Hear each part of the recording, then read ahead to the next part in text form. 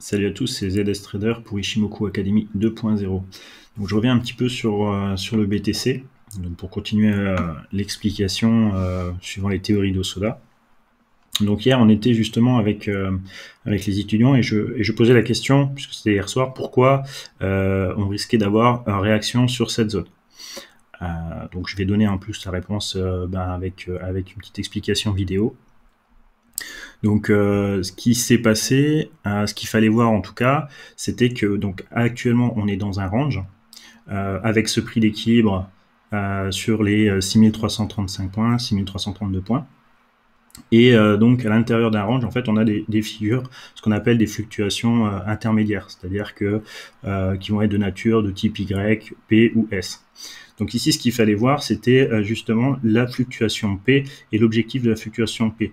Donc la fluctuation P qui est partie de ce point haut, d'accord, jusqu'à ce point bas, pour revenir jusqu'à ce point-là. Donc on était dans cette fluctuation P, et donc je vais vous tracer les objectifs de cette fluctuation.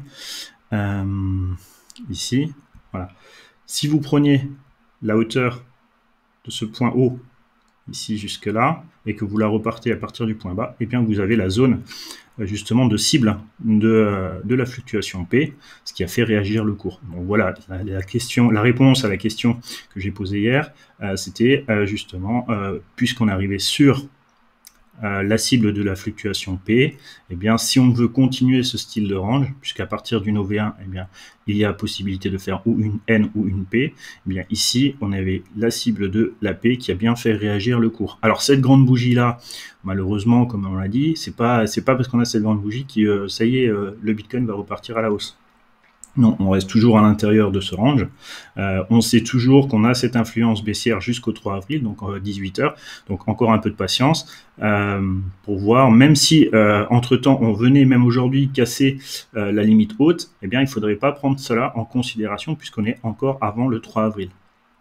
Donc après le 3 avril, il faudra maintenant observer éventuellement les cassures par le haut. Par contre, tout ce qui va se faire aujourd'hui, pour le moment, il faudra attendre, en tout cas personnellement, j'attendrai un retracement pour pouvoir estimer le potentiel de la cassure. Donc, je rappelle juste les dates à suivre. Donc cette date du 3 avril et puis la date du 6 avril ici, qui est la fin d'onde, à suivre par rapport au début du rebond technique.